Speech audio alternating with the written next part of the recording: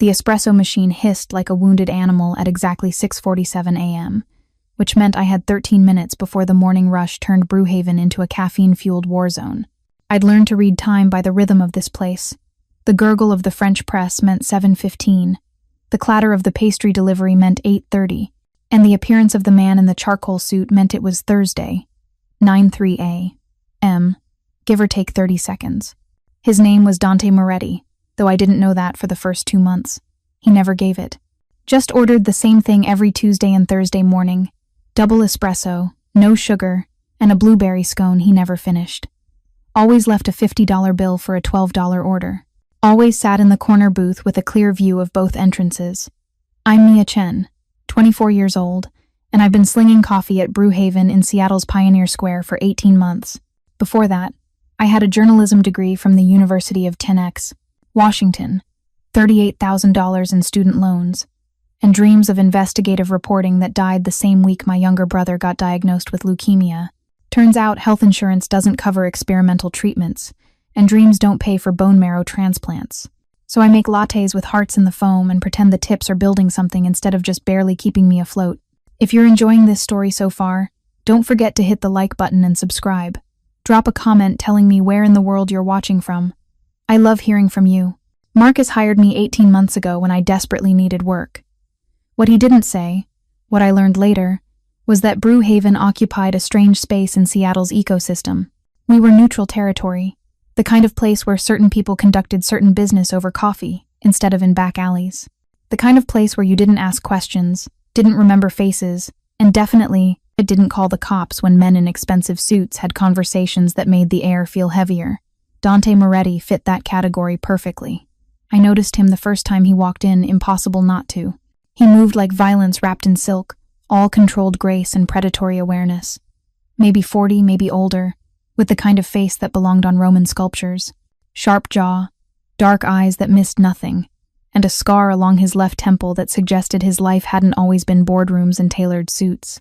He never looked at me directly those first few weeks, just placed his order in a voice like expensive bourbon, smooth, dark, with an edge that could cut, and waited in his corner booth while I prepared his espresso with hands that only shook after he left. Marcus pulled me aside after Dante's third visit. "That man," he said quietly, wiping down the counter with more focus than necessary. "You be polite, you be professional, and you don't ask him anything personal. Understand?" "Who is he?" "Someone who keeps this neighborhood peaceful." Marcus's tone made it clear the conversation was over. "Just remember, some customers pay for coffee, others pay for privacy. He's the second kind." So I gave him privacy, made his espresso exactly right, 95 degrees Celsius, 25-second extraction, crema thick enough to hold sugar if he ever wanted it, which he didn't. Set it down with the blueberry scone he'd never finish. Collected the $50 bill he'd leave under his empty cup. We existed in parallel like that for 8 weeks. Him in his corner booth watching the world through bulletproof glass that pretended to be windows. Me behind the counter watching him and wondering what kind of life required that much vigilance. Then came the morning that changed everything. Thursday, 9:03 a.m. Dante walked through the door, right on schedule. Same charcoal suit, different tie, this one dark blue with subtle silver threading. His bodyguard, a massive man named Carlo, who I'd learned to recognize by his presence alone, took up position near the entrance. Not blocking it, just occupying space in a way that made other customers unconsciously choose different seats. I was already preparing Dante's espresso when I felt that shift in atmosphere that every woman learns to recognize. The prickling awareness that means you're being watched, and not in a good way. He was sitting 3 tables from the counter. Mid-30s, clean-cut, wearing business casual that tried too hard to look expensive. He'd been there for 40 minutes, nursing the same latte, and his eyes kept finding me even when I deliberately didn't look back. This wasn't the first time. He'd been in 3 times this week, always during my shift, always watching. The first time, I'd written it off as coincidence. The second time, I paid attention. The third time today, my stomach had knotted the moment he walked in. I set Dante's espresso on a tray with the blueberry scone, my hands steady through years of practice hiding fear, carried it to his corner booth. He was reading something on his phone, but I saw his eyes track my approach in the reflection of the window. "Your espresso, Mr. Moretti." I'd learned his name by the 4th week, overheard from another customer who'd greeted him with too much deference. "Thank you, Mia." His voice always did that, used my name like he'd earned the right to familiarity. Not threatening, just present.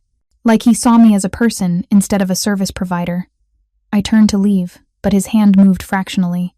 Not reaching for me, just a subtle gesture that made me pause. "The man at table 7, Dante said quietly, still looking at his phone. "How long has he been watching you?" My heart jumped. "I don't know what. 3 visits this week." Not a question. Same seat, same drink, same pattern. "He's not here for the coffee." Dante's eyes finally lifted to meet mine, and something in them made my breath catch. Not anger, not even concern, just cold calculation. "Has he approached you?" "No, he just watches." The admission felt like giving up ground I couldn't afford to lose. Dante's jaw tightened fractionally. He pulled out his phone, typed something with quick, precise movements. 30 seconds later, Carlo's phone buzzed. The bodyguard glanced at it, then at table 7, and something in his expression shifted. "Go back to work," Dante said to me, his voice gentle despite the steel underneath. "And Mia? Stay behind the counter. Don't go near the supply room or the back exit. Not until he leaves." "You don't have to." "I know I don't have to." He finally looked at me fully, and the intensity in his eyes made my pulse spike. "But I'm going anyway. Call it a preference for peaceful mornings." I retreated behind the counter, my hands shaking now that they didn't need to be steady. Through the espresso machine's steam, I watched Carlo move with casual purpose toward table 7. Watched the stranger's expression shift from confidence to wariness as 260 pounds of controlled violence settled into the chair across from him. They spoke for maybe 90 seconds. I couldn't hear the words, but I could read the body language. Carlo's relaxed posture that somehow communicated threat. The stranger's increasing nervousness. The moment he stood abruptly and headed for the exit without his laptop bag, abandoning it in his haste to leave. Carlo collected the bag, brought it to Dante's booth. They examined its contents with professional efficiency, and even from across the cafe, I could see when they found what they were looking for. Dante's expression didn't change, but something in the air shifted. It got colder. He stood, walked to the counter with the laptop bag in hand, set it down between us. "Mia, this belongs to Daniel Webb. He's a private investigator hired to follow you." Dante's voice was conversational, but his eyes were anything but. "Would you like to know who hired him?" My throat closed. What? "Someone paid Webb $1,500 to document your routines. Where you work, where you live, who you interact with." Dante opened the laptop with gloved hands when had he put on gloves, and turned it toward me. "These are photos from the past week. All of you." The screen showed dozens of images. Me leaving my apartment, me on the bus, me unlocking Brew Haven's front door, me walking home after dark. Each one time-stamped, cataloged, organized like evidence. Why? The word came out broken. "Why would anyone—" "That's what I'm going to find out." Dante closed the laptop, his movements controlled. "But right now, I need you to be honest with me. Have you noticed anyone else following you? Any strange calls, unexpected visitors, anything out of the ordinary?" My mind raced backward through the past weeks. The hang-up calls on my cell, the feeling of being watched on my commute, the roses, left on my apartment doorstep with no card, no sender. There have been things, I admitted, but I thought I was being paranoid. After Josh, my brother, got sick, I've been stressed, not sleeping well. I figured I was imagining it. Something flickered across Dante's face. Not pity, but understanding. "Your brother, Joshua Chen, 15, currently in remission from acute lymphoblastic leukemia. Treatment at Seattle Cancer Care Alliance, primarily funded through your wages and a GoFundMe that raised $47,000. I stepped back like he'd slapped me. "How do you know that?" "Because I make it my business to know about people who work in places I frequent." Dante's voice gentled. "And because 3 weeks ago, someone accessed your brother's medical records without authorization. The hospital flagged it as a potential HIPAA violation, but couldn't trace the source. The world tilted. Someone's targeting my brother?" "Someone's targeting you," Dante corrected. "Your brother is leveraged. The question is, leverage for what?" He pulled out a business card, black, expensive, with only a phone number embossed in silver. "I'm going to handle this, but I need you to trust me enough to let me do it properly. Can you do that?" I stared at the card, then at him. This man who I'd served coffee to for 2 months, who I knew nothing about except that he made other people nervous, and Marcus had warned me not to ask questions. "I don't even know who you are," I whispered. "I'm someone who pays his debts." Dante's eyes held mine. 2 years ago, my daughter was in the emergency room at Harborview. Severe asthma attack. The triage nurse who admitted her saw how critical she was and bumped her ahead of 3 other patients. That nurse was your mother, Helen Chen. She saved my daughter's life that night. The memory surfaced. Mom mentioning a beautiful little girl who'd come in barely breathing. How she'd pulled rank to get her seen immediately. How the father had thanked her with tears in his eyes. "That was you," I breathed. "That was me. And when I saw your name tag 2 months ago, when I realized Helen Chen's daughter was working in this cafe." He paused. "I made it my business to ensure you were safe, to repay a debt I could never adequately settle. So, when I say I'm going to handle this, Mia, I mean I'm going to make sure whoever's threatening you regrets ever learning your name." The way he said it, calm, factual, absolutely certain, should have terrified me. Instead, I felt something else. A lifting of weight I'd been carrying so long I'd forgotten what it felt like to breathe without it. "What do I need to do?" I asked. "For now, nothing. Keep your routine normal. Don't let on that you know you're being watched." Dante pulled out his phone again and sent a rapid series of messages. "Carlo will follow you home tonight discreetly. You won't see him, but he'll be there. And tomorrow, I'm going to have someone more qualified than Webb to explain exactly why you're being targeted." "Someone more qualified?" "Someone who owes me a favor." That hint of a smile again, sharp and dangerous. "I'll be in touch, Mia. Until then, stay aware, stay safe, and if anything feels wrong, anything at all, you call that number immediately. Day or night, I'll answer." He left $300 bills on the counter, excessive even by his standards, and walked out with Carlo, the laptop bag, and my sense of reality as I'd understood it. I stood behind the espresso machine, hands finally shaking too hard to hide, staring at the black business card that felt like a door opening to a world I'd never wanted to enter. But as the morning rush began, and I fell into the rhythm of steaming milk and pulling shots, one thought kept circling through my mind. For the first time in 18 months, since the day Joshua got diagnosed and I'd learned what drowning felt like, someone was offering to pull me out of the water. And despite every warning bell in my head, despite Marcus's caution about men like Dante Moretti, despite knowing absolutely nothing about what I was stepping into, I was going to let him. The rest of Thursday passed in a blur of anxious normalcy. I made drinks, smiled at customers, and tried not to think about the private investigator who'd been cataloging my life like I was evidence in a case I didn't know existed. Marcus noticed. He always noticed. "That thing with Moretti this morning," he said during my lunch break, setting down a sandwich I hadn't ordered. "You eat, and then you tell me if you're in trouble." "I don't know if I'm in trouble." I picked at the sandwich without appetite. "But someone hired a PI to follow me, and Dante Mr. Moretti, he's handling it." Marcus's expression did something complicated. "Handling it. You know what that means, right? With men like him?" He said his daughter. "I know about his daughter." Marcus cut me off gently. "Lovely girl, 6 years old, name's Isabella.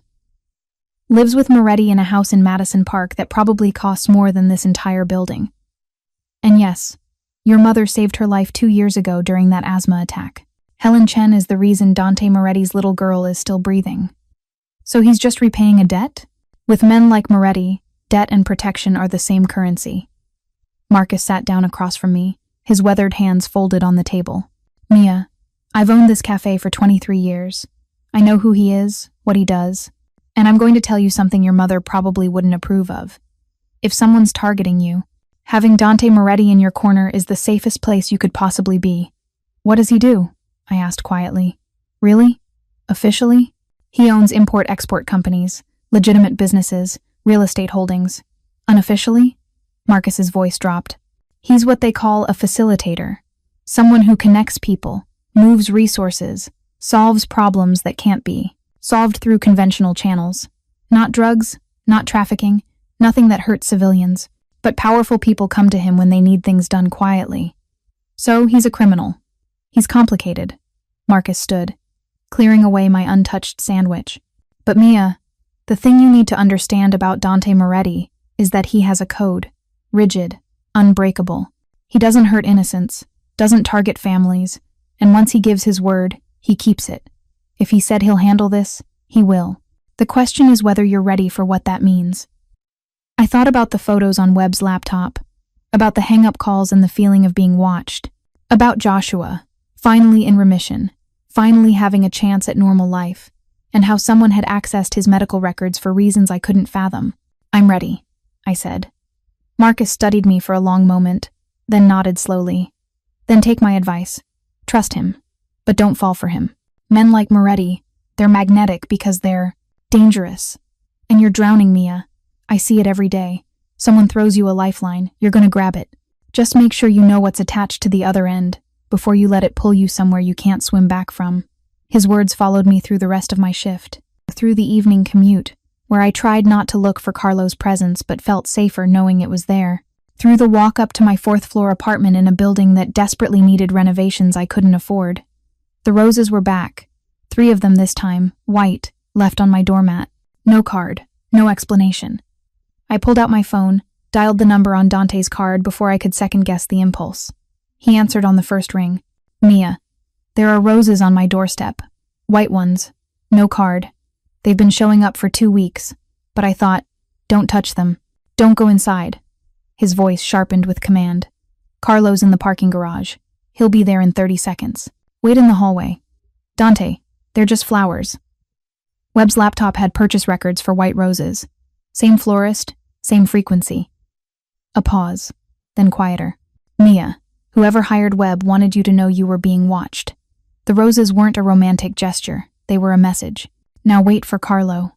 He hung up, and I stood in that shabby hallway with its flickering fluorescent lights, staring at 3 white roses that suddenly looked less like gifts and more like warnings. Carlo appeared silently, impossibly fast for a man his size. He photographed the roses with clinical efficiency, then used a handkerchief to pick them up and drop them in an evidence bag he'd apparently just been carrying around. Mister, Moretti wants you somewhere secure tonight, Carlo said, his voice surprisingly gentle. Somewhere we control. Your choice whether that's a hotel we've secured or, he paused, or his guest house, completely separate from the main residence, full privacy. But Isabella would probably enjoy meeting you if you're comfortable with that. My journalism instincts screamed at me. This was crazy. You don't go to a stranger's house just because they say they're protecting you. You don't trust men who operate outside the law, who inspire fear in people like Marcus, who have bodyguards carrying evidence bags like it's normal. But my exhausted, drowning, desperate for help instincts won.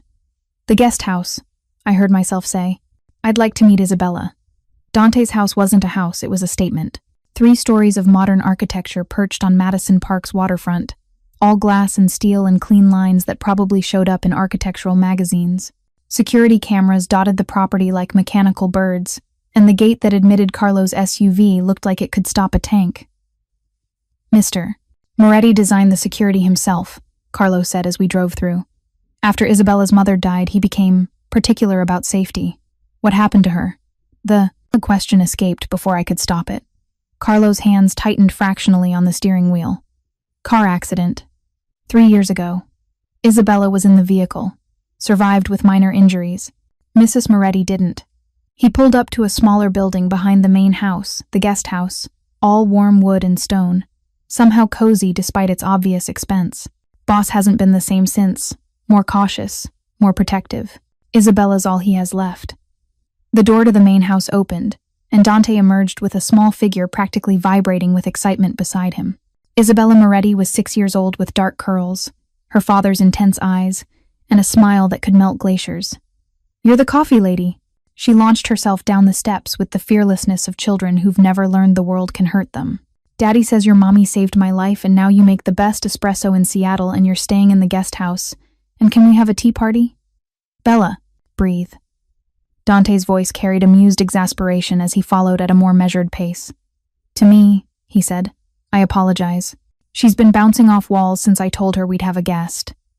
I knelt to Isabella's level, and she grabbed my hands with the confidence of a child who expected the world to be friendly. Hi, Isabella. I'm Mia. I know. Daddy showed me your picture from the cafe. You have pretty hair. Mine won't stay flat, see? She demonstrated by attempting to smooth her wild curls. Daddy says I got Mama's hair and his stubborn, so I'm basically impossible. Bella. Dante's tone held warning, but his expression was soft. This was a different man from the one who'd interrogated a PI in my cafe that morning, still controlled, still watchful, but with gentleness that only emerged around his daughter. "You must be exhausted," he said to me. "Carlo will show you the guest house. It's fully stocked, secure, and the door locks from the inside. You're not a prisoner, Mia. Just protected until we understand the threat. Can she have dinner with us?" Isabella tugged on her father's sleeve. "Please, Mrs. Kim made pasta and there's so much. And Mia probably hasn't eaten because Daddy says when people are scared they forget to eat, and Bella, Mia might want privacy." "I'd love dinner," I interrupted, surprising myself. Something about this little girl's enthusiasm, about the way Dante's dangerous edges softened when she was near, made the whole situation feel less terrifying. "If that's okay." Dante's expression shifted surprise, then something warmer. "It's more than okay. Dinner's at 6. Casual dress. And Mia?" He paused. "Thank you. For being kind to her. Not everyone is, once they know who I am." The weight in those words suggested stories I didn't want to imagine. Isabella being rejected by other children, excluded from playdates, treated differently because of her father's reputation. "She's wonderful," I said honestly. "Anyone who can't see that is an idiot." Isabella beamed. Dante's eyes held mine for a moment longer than necessary, something unreadable passing through them. 6 o'clock, he repeated, then guided his daughter back toward the main house while she chattered about pasta and tea parties and whether I liked unicorns. The guest house was ridiculous. Floor-to-ceiling windows overlooking Lake Washington, a kitchen better equipped than some restaurants, a bedroom with a bed that probably cost more than 6 months of my rent. The bathroom had heated floors and a rainfall shower that felt like standing under a warm waterfall. I stood in that shower for 20 minutes, letting the heat work through muscles that had been tensed for weeks, without my realizing it. When I finally emerged, wrapped in a towel that felt like clouds, I found my overnight bag sitting just inside the door. Carlo must have retrieved it from my apartment, along with enough clothes for a week. My phone buzzed. A text from an unknown number. Security code for guest house is 081819. Isabella's birthday. Locks automatically at 10 p.m. Only you and my phone can unlock it. You're safe here. I saved the number, added his name, and tried to process the fact that Dante Moretti had given me his daughter's birthday as a security code. That level of trust from a man like him felt significant in ways I couldn't fully articulate. At 5:55 p.m., I walked to the main house in jeans and a sweater, the nicest casual clothes I owned, which still felt inadequate for a place this expensive. Dante answered the door in dark slacks and a navy Henley that somehow made him look more dangerous than the suits did. Accessible but not safe. "Mia!" Isabella appeared like a small tornado, grabbed my hand, and dragged me toward a dining room that could seat 12 but was currently set for 3. "You sit next to me, and Daddy sits at the head because Mrs. Kim says that's proper, but I think it's silly because then we have to turn our heads to talk to him." "Bella, let Mia breathe," Dante said mildly, pulling out a chair for me. "And Mrs. Kim is right about table settings, even if you disagree." "I disagree about lots of things." Isabella climbed into her seat with the determination of someone scaling Everest. "Like bedtimes. And vegetables. And why I can't have a puppy when Daddy has like 100 security people and one of them could definitely walk it. We've discussed the puppy situation." Dante poured water with the precise movements, out of someone who did everything intentionally. "Multiple times. But not today." Isabella grinned at me. He always says we've discussed it when he means no, but doesn't want to say no because then I'll know it's definitely no instead of maybe no." I laughed despite myself. "You're very good at negotiations. Daddy says I'd make an excellent lawyer or a terrible criminal." She said it with such pride that Dante nearly choked on his water. "I said you argue like a lawyer," he corrected. The criminal part was implied. Dinner arrived via Mrs. Kim, who turned out to be a stern-faced Korean woman in her 60s who looked at me with assessment that could cut glass. She set down plates of homemade pasta with marinara sauce that smelled like heaven, along with salad and garlic bread that was still steaming. "You need to eat more, Mrs. Kim informed me without preamble. "Too skinny. Boss said you're stressed. Food helps stress." "Mrs. Kim believes food solves all problems," Dante said dryly. "Food solves most problems, Mrs.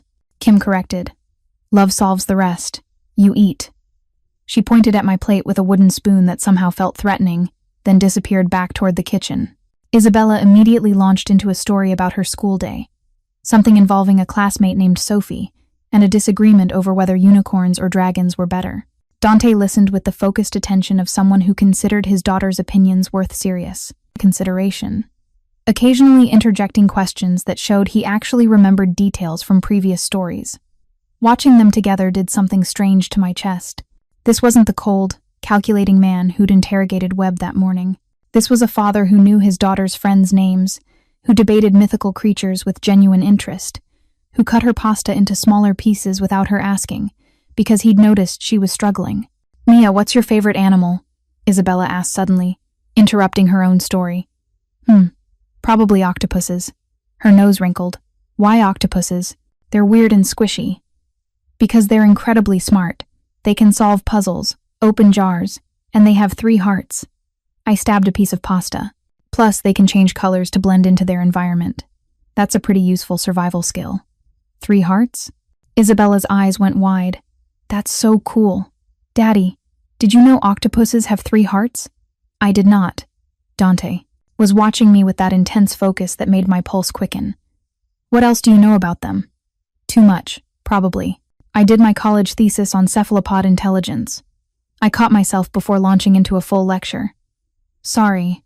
I get enthusiastic about marine biology." "You studied marine biology?" Dante's eyebrows rose. "I thought you had a journalism degree. Double major. Couldn't decide between investigating sea creatures or investigating corruption, so I did both." The old bitterness crept into my voice.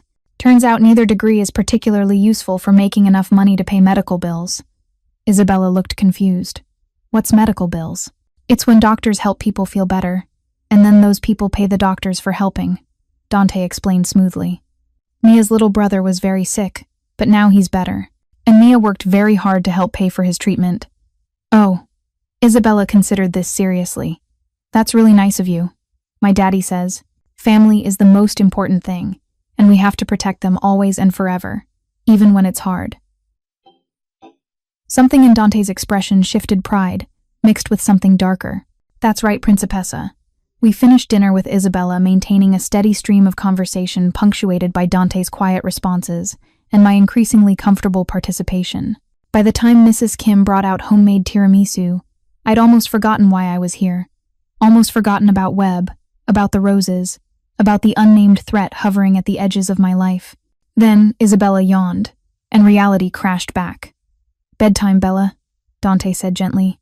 "But Mia just got here." Isabella protested, even as another yawn betrayed her. "And Mia will still be here tomorrow. Say goodnight." Isabella climbed down from her chair and hugged me with the unself-conscious affection of children who haven't learned to guard their hearts yet. "Good night, Mia. Tomorrow can you tell me more about octopuses?"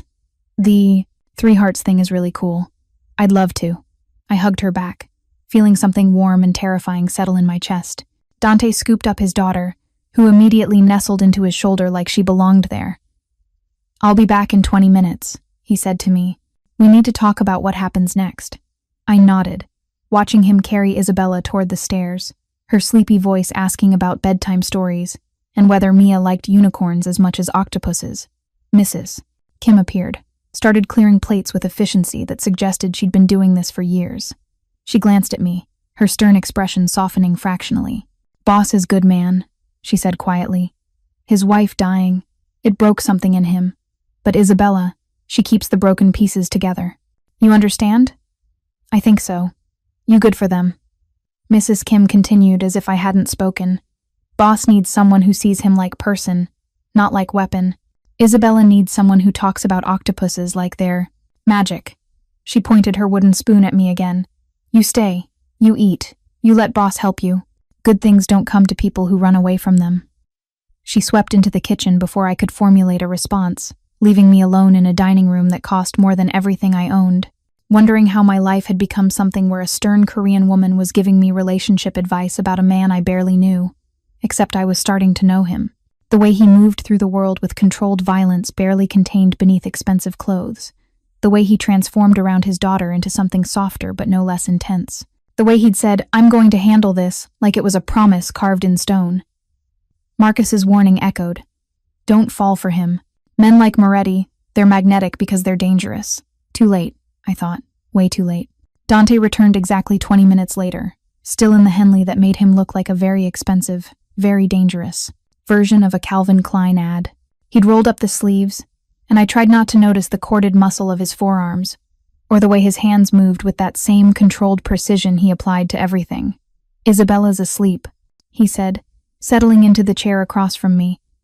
Not the head of the table anymore, just across, close enough that I could see the flecks of gold in his dark eyes. "She asked me to tell you that you're invited to Saturday morning pancakes. Apparently it's a tradition, and she wants you included." "That's really sweet.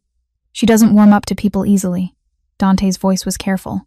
"After Alessa died, after the accident, she became anxious around new people, afraid they'd disappear. But tonight, with you." He paused. "Thank you for being patient with her. She's easy to be patient with." "She's wonderful, Dante. You're raising an incredible kid."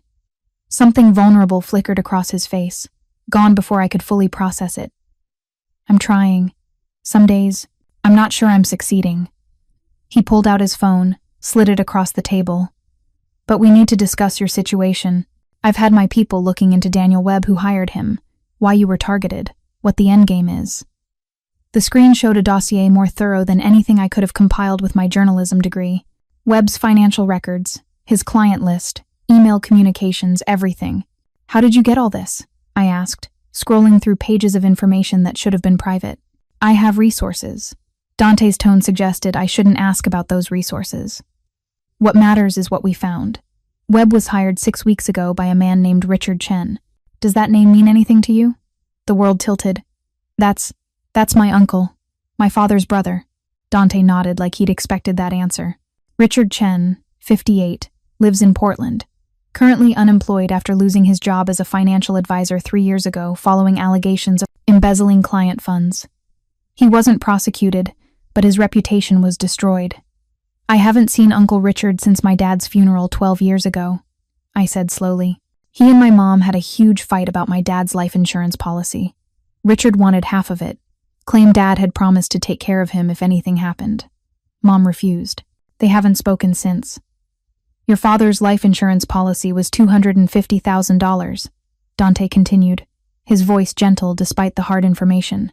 "Your mother used it to pay off their mortgage and put the rest in trust funds for you and Joshua. When Joshua got sick and the medical bills started mounting, your mother cashed out both trust funds, $97,000 total to pay for his treatment." I stared at him. "How do you know all this?" "Because Richard Chen has been monitoring your family's finances for years, waiting for an opportunity." Dante pulled up another document.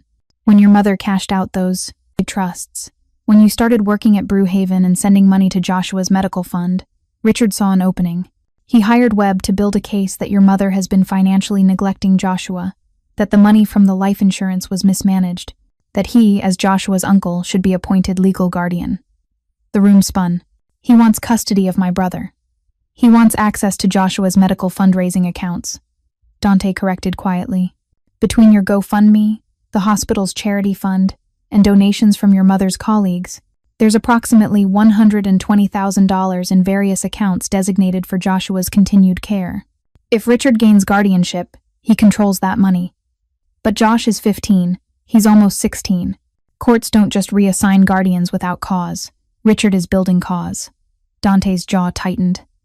The photos Webb took were designed to paint a picture of instability. You working long hours, living in a substandard apartment, looking exhausted and stressed, combined with financial records showing your mother working 60-hour weeks, barely making ends meet, never at home. He trailed off meaningfully. "He's going to argue we can't take care of Josh." The realization hit like a physical blow. That's why the roses, the hang-up calls.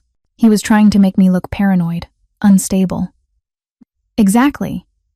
And accessing Joshua's medical records gave him ammunition to claim inadequate care. Dante leaned forward. "Mia, Richard filed preliminary custody paperwork last week. Your mother was going to be served notice today." "Does she know?" My voice came out strangled. "Not yet. My people intercepted the process server." "At my sharp look," Dante said, "I couldn't let your mother be ambushed without understanding the full picture. But she needs to know, Mia. You both do. And you need to decide how you want to handle this." I stood abruptly, needing movement, needing air. The dining room felt too small despite its size. How do I handle this? Richard has evidence, documentation, a PI's report showing exactly how dysfunctional our lives look on paper. How do I fight that? You don't fight it alone. Dante stood too, moving into my space with careful deliberation. Mia, let me help you. I have lawyers who specialize in family law, investigators who can expose Richard's real motivations, resources that can ensure your family's stability is documented in ways that matter to courts. Why? I turned to face him, close enough now to see the silver in his hair, the lines at the corners of his eyes. Why do all of this for someone you barely know? Because your mother saved my daughter's life, and I don't take that lightly. His voice dropped, intense. Because I know what it's like to fight for your child when the system is stacked against you. Because watching you drown for 18 months while I drank my espresso was cowardly, and I'm done being a coward. You're not a coward? Dante. I stopped, unsure how to finish that sentence. Dangerous, powerful, terrifying, and magnetic in equal measure? I'm someone who failed to protect the person I loved most, he said quietly. And it cost her everything. I won't make that mistake again. Not with Isabella, and not with you. The air between us felt charged, heavy with things unsaid. This close, I could smell his cologne. Something woodsy and expensive, could see the pulse point in his throat, could feel the barely controlled tension radiating from him. This isn't just about debt anymore, is it? I whispered. Dante's eyes held mine. No, it's not. He stepped back, breaking whatever spell had formed. You should rest. Tomorrow I'll have my legal team meet with you and your mother. We'll build a case that buries Richard's petition before it ever sees a courtroom. And Mia? He paused at the doorway. You're not alone in this anymore. Whatever happens, you have the full weight of my resources, my protection, and my word that your family will be safe. He left before I could respond, before I could ask what his word actually meant, before I could process the fact that somewhere in the past 12 hours, my life had completely transformed. I walked back to the guest house in the dark, the security lights clicking on as I moved, Carlo's presence a shadow I couldn't see but somehow felt. Inside, I locked the door with Dante's daughter's birthday and stood at the windows overlooking the lake. Below, lights from the main house created warm pools of gold in the darkness. I could see Dante's silhouette in what must be his office, phone pressed to his ear, probably already mobilizing whatever forces he controlled to dismantle Richard's plans. My phone buzzed. Mom, Joshua had a good day. Doctor says his counts are stable. Where are you? You didn't come for dinner. I stared at that message for a long time. How did I explain that I was in Madison Park, in a guest house that cost more than our annual income, accepting help from a man whose reputation made people nervous, all because our family was being targeted by an uncle I'd barely thought about in 12 years? Something came up at work. I'm safe, staying with a friend. Tell Josh I love him. Need to talk to you tomorrow about something important. Mom, are you okay? You sound strange. I'm okay. Better than okay, actually. I'll explain everything tomorrow. Love you. I set my phone aside and pulled out the black business card Dante had given me that morning. Less than 12 hours ago, but it felt like a lifetime. The number was already saved in my phone now. Dante Moretti. Not a stranger anymore. Not just a customer who left big tips. Something else entirely. Something terrifying and necessary and impossible to walk away from. Marcus had warned me about grabbing lifelines without knowing what was attached to the other end. But standing here in borrowed safety, feeling the weight of 18 months of drowning finally start to lift, I realized I didn't care what was attached. As long as it pulled us somewhere we could finally breathe. Morning came with Isabella knocking on the guest house door at exactly 7:03 a.m., already dressed and vibrating with excitement about pancakes. Behind her, Dante stood with 2 cups of coffee and an apologetic expression that suggested he'd tried and failed to slow down his daughter. I told her you might want to sleep in, he said, handing me one of the cups perfectly prepared, exactly how I made it for myself. She insisted that pancake tradition cannot be delayed. Daddy says tradition is important because it's how families stay connected even when things are hard, Isabella announced, grabbing my free hand. And you're part of Saturday pancakes now, so you have to come, Mrs. Kim is already making the batter and she gets grumpy if we're late.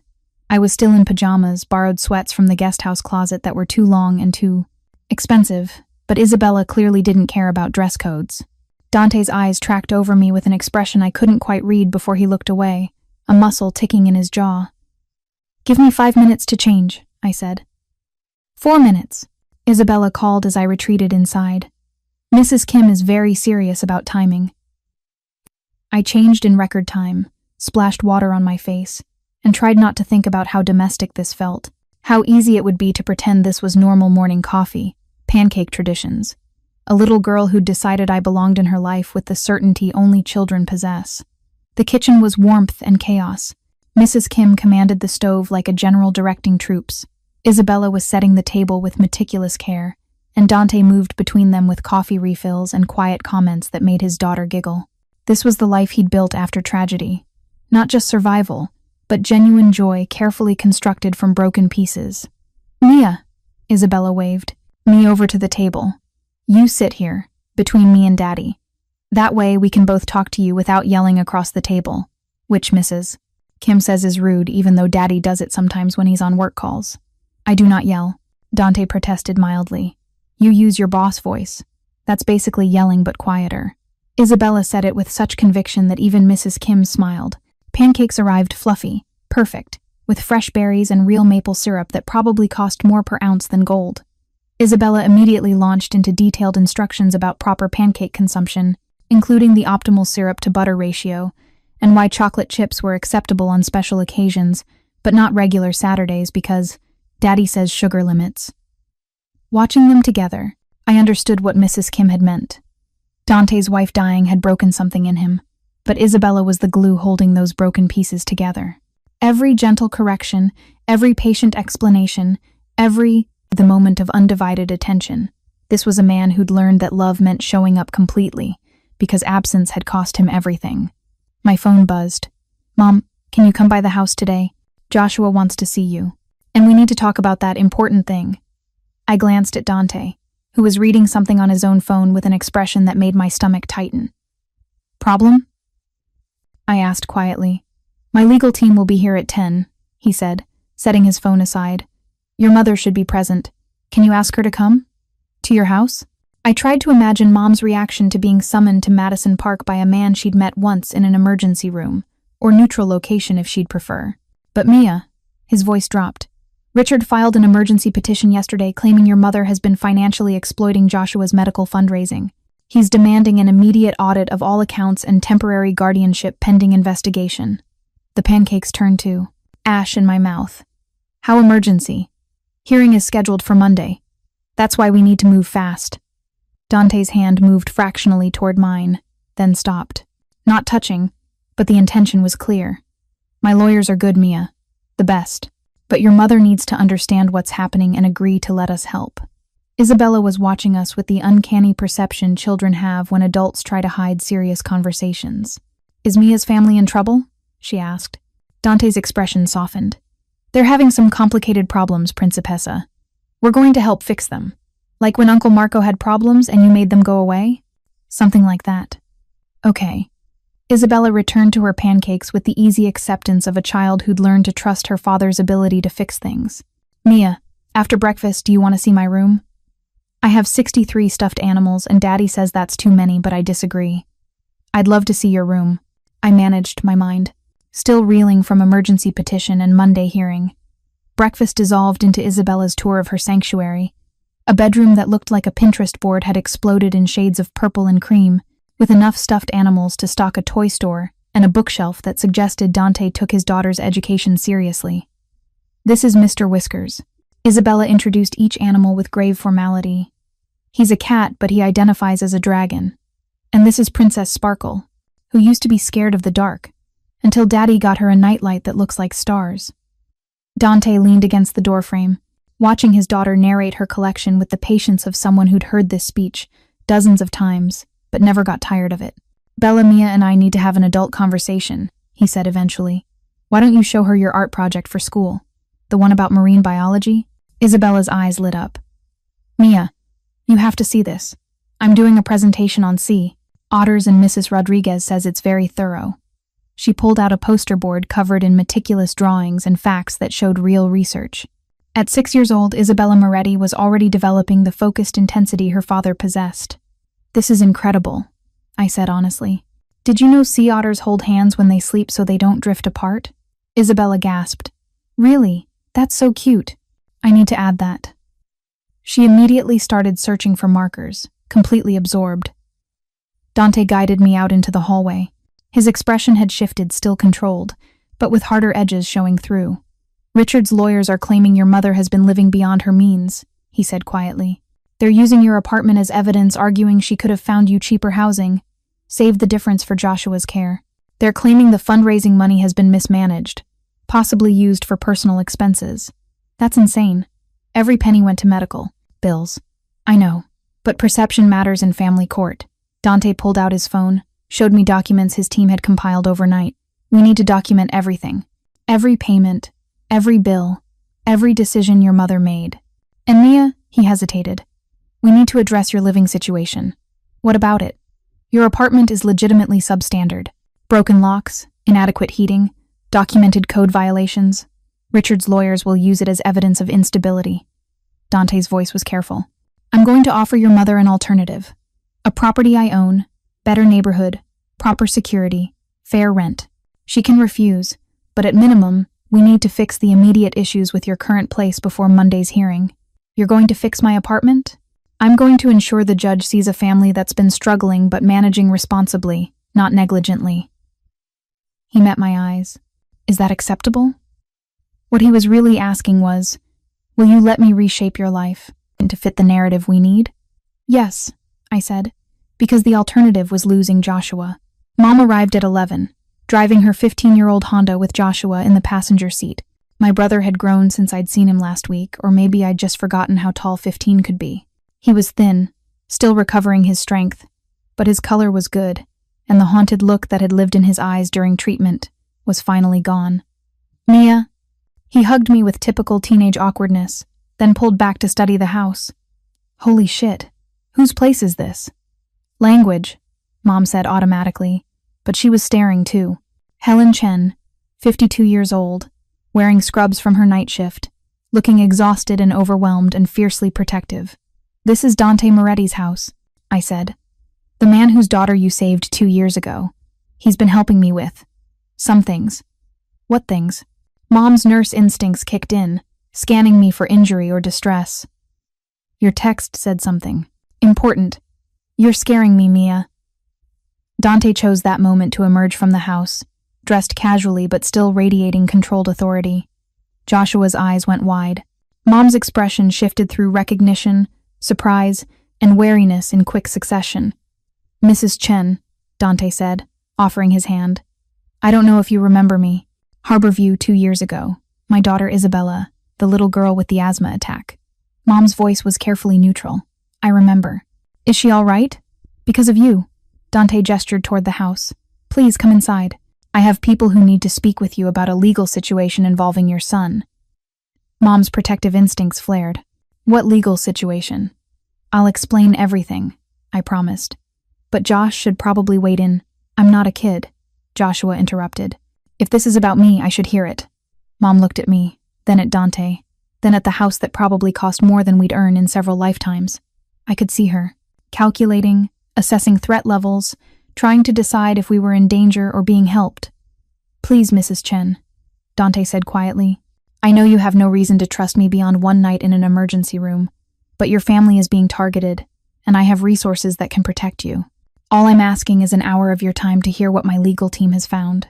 The conference room Dante led us to was all dark wood and leather chairs, with 3 people already waiting. A woman in her 50s with sharp eyes and expensive suit. Dante introduced her as Margaret Reeves, family law specialist. A younger man with laptop and intense focus, David Park, forensic accountant, and an older gentleman who radiated quiet authority, Robert Chen, no relation, apparently, but one of the best private investigators in Seattle. What followed was 90 minutes of detailed explanation that left Mom white-faced and Joshua angry. They laid out Richard's petition with clinical precision, showed the evidence Webb had gathered, explained exactly how the case would be presented in court. He's really trying to take me away? Joshua's voice cracked. Uncle Richard, who I've met like twice, wants to be my guardian? He wants access to your medical fundraising accounts, Margaret corrected gently, which would require guardianship as justification. But Joshua, you're 15. Courts give significant weight to the minor's preference at your age. No judge is going to force you into a guardianship you don't want unless there's clear evidence of abuse or neglect. Which there isn't, Mom said firmly. Which there objectively isn't, Margaret agreed. But Richard's lawyers are going to paint a picture of financial instability and parental absence. We need to counter that narrative with documentation that shows careful management of limited resources, a stable home environment, and most importantly, she looked at Mom, a support system that ensures Joshua's continued well-being. What kind of support system? Mom asked warily. David Park opened his laptop. Mr. Moretti has offered to establish a medical trust for Joshua's continued care. The funds would be managed by an independent trustee, not Mr. Moretti, not you, someone appointed by the court to ensure proper use. Additionally, he's offering employment opportunities at his import-export company that would allow you to reduce your nursing hours while maintaining adequate income. Why? Mom's voice was flat. Why would you do any of this? Dante had been quiet, letting his team present the information. Now he leaned forward, hands folded on the table. Because you saved my daughter's life, Mrs. Chen, and because I have resources I don't need while your family is drowning in circumstances you didn't create. He paused. I'm not offering charity. The trust would be legally structured to benefit Joshua specifically. The employment offer is genuine. My shipping operations need bilingual coordinators, and your nursing background would be valuable for our international health and safety compliance. You'd be earning your salary, not accepting handouts. And what do you get out of this? Mom's eyes narrowed.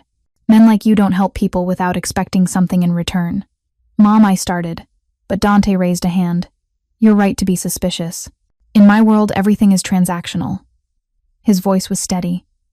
What I get is the knowledge that my debt to you has been repaid, that Isabella's life, which you saved, has meaning, because it allowed me to save someone else's family in turn.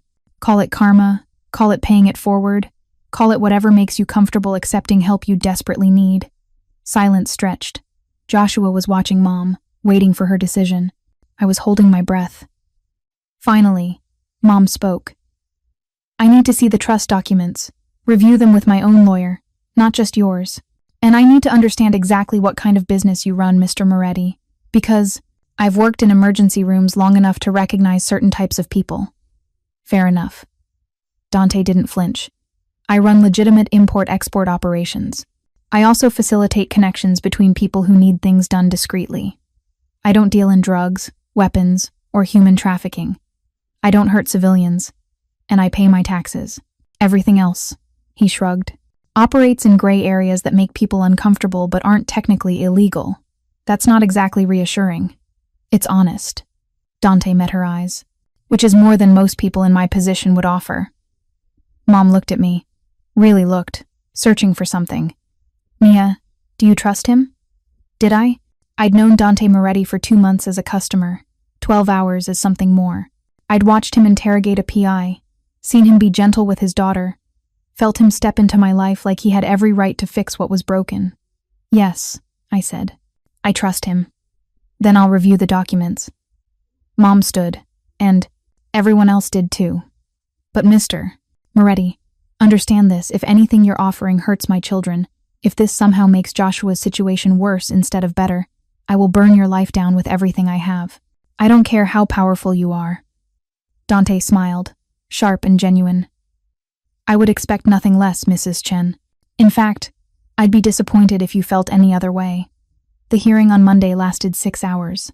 Margaret Reeves systematically dismantled Richard's petition with precision that suggested she'd done this hundreds of times.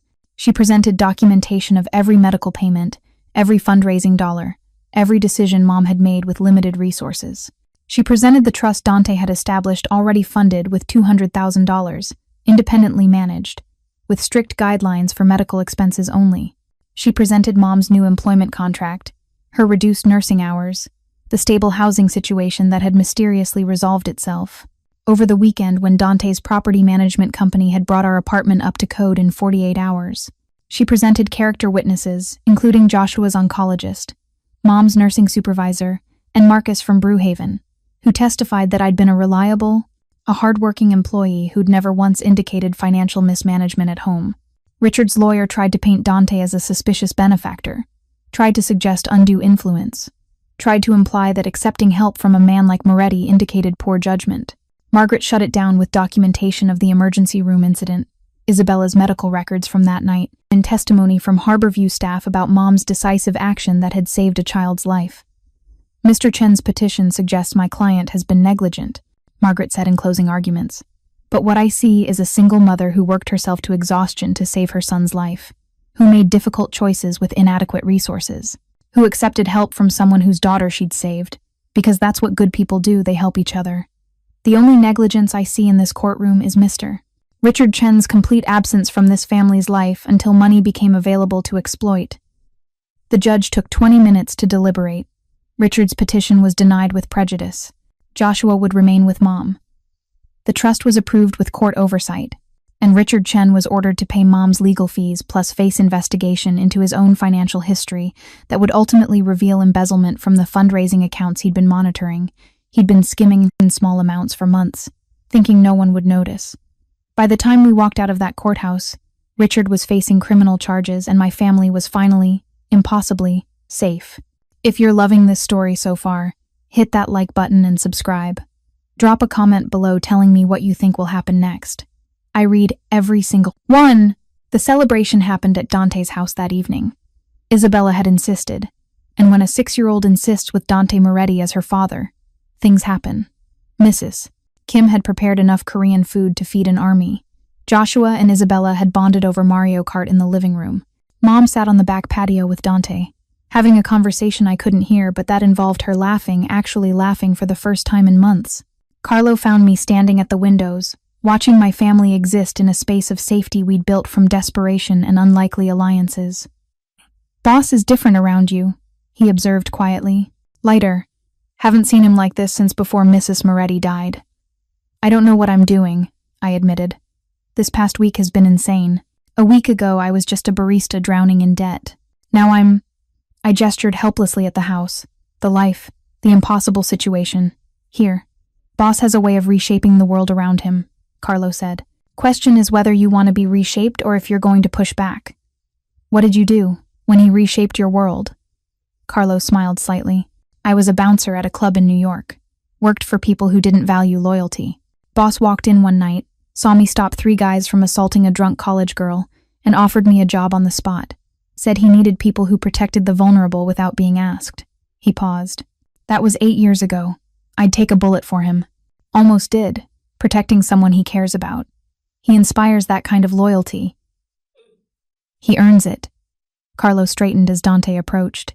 "Boss, give us a minute," Dante said quietly. Carlo nodded and headed inside. We stood in comfortable silence for a moment, watching lights reflect off Lake Washington.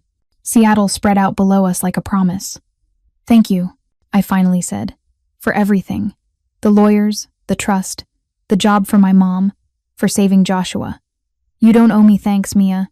This was always about debt repayment." But his voice was softer than his words. "Was it?" I turned to face him. "Because Carlo says you're different around me. Mrs. Kim says I'm good for you and Isabella. And you," I stepped closer, "you keep looking at me like I'm something more than just your daughter's life debt." Dante's jaw tightened. "Mia, I'm 42 years old. I've built my life in spaces most people don't even know exist. I've made choices that would horrify you if you knew the details. I'm not," he stopped, struggling with words. "I'm not someone you should want. That's not what I asked." I closed the distance between us until I could feel the heat radiating from him. I asked if this was ever really just about debt. His hand came up, cupped my face with surprising gentleness. "No," he admitted roughly. "It stopped being about debt the 3rd time you made my espresso, and I realized you'd memorized exactly how I like it. It stopped being about debt when you met Isabella, and treated her like she was wonderful instead of the daughter of someone dangerous. It stopped being about debt when I watched you drowning and wanted to burn the entire world down to make sure you could breathe. That's slightly terrifying." "I know." His thumb traced my cheekbone. "That's why you should walk away, Mia. Take the safety I've built for your family and live your life. Don't get tangled up in mine. What if I want to get tangled up?" The words came out breathless. "What if I've spent the past week watching you be gentle with Isabella and ruthless with Richard and protective of my family, and I've decided that maybe drowning people don't get to be picky about who throws them lifelines?" "Mia," I kissed him. Cut off whatever reasonable protest he was building with the press of my mouth against his. For a heartbeat he was frozen, shocked. Then he was kissing me back with an intensity that made my knees weak, one hand tangling in my hair while the other pulled me closer, with controlled strength. This wasn't gentle. This was weeks of tension, of watching each other, of dancing around something neither of us wanted to name. This was gasping for air and finding it in each other. When we finally broke apart, both breathing hard, Dante rested his forehead against mine.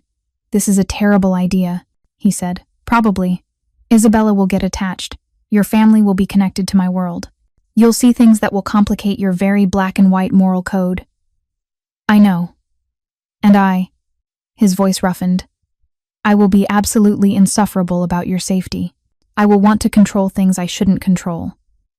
I will make decisions that you should be making for yourself because I spent 3 years learning that love means protection, and I'm very bad at separating those concepts. Then I'll push back," I said simply. "I'll argue. I'll fight you when you overstep.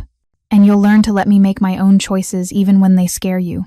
Dante pulled back, enough to see my face clearly. "You're sure about this? About me?" I thought about the past week, about Webb's surveillance photos and Richard's custody petition, about emergency lawyers and trust funds and a 6-year-old girl who'd decided I belonged, about a man who'd reshaped my entire world in 7 days and made drowning feel like something survivable. I'm sure that I'm tired of running from the only person who's ever protected me without making me feel weak for needing protection," I said. "I'm sure that watching you with Isabella taught me what love looks like when it's prioritized over everything else.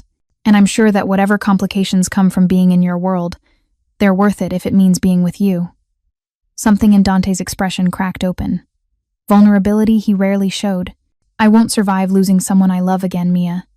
If you're going to be in my life, in Isabella's life, it has to be forever. I don't do casual. I don't do temporary. I do all in or nothing. Then I'm all in." The words felt like jumping off a cliff, even though it's insane. Even though we've known each other for 2 months and most of that was you drinking espresso while I ignored how attractive you are. Even though he kissed me again, softer this time but no less intense. A promise sealed with contact. When we finally made it back inside, hand in hand, Isabella took one look at us and grinned with smug satisfaction. "I told Mrs. Kim you liked each other," she announced. "She said I was being presumptuous, but I was right." "Bella, bedtime," Dante said, but his voice was warm. "But Mia's here. Can she do bedtime, please?" I looked at Dante, who nodded slightly. Permission and trust, and the understanding that this was what I'd signed up for. Not just him, but his daughter, his world, his broken pieces held together by fierce love. "I'd be honored," I said to Isabella. Mom caught my eye from across the room, where she'd been talking with Joshua. Her expression was complicated, worry and hope, and the fierce protectiveness of a mother who'd spent too many years watching her daughter drown. "Are you sure?" she mouthed. I squeezed Dante's hand, felt him squeeze back, thought about black business cards and security codes that were birthdays and a little girl who decided I belonged before I decided it myself. "Yes," I mouthed back, and for the first time in 18 months, I meant it. 6 months later, the cafe had changed. Not physically, Brew Haven still occupied the same corner of Pioneer Square, still served the same overpriced lattes to the same eclectic mix of customers.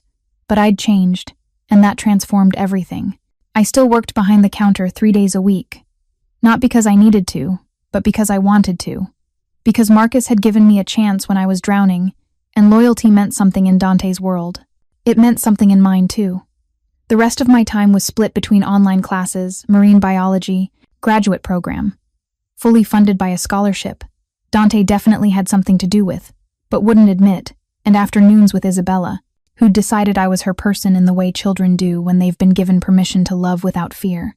Joshua was thriving. His latest scans were clear.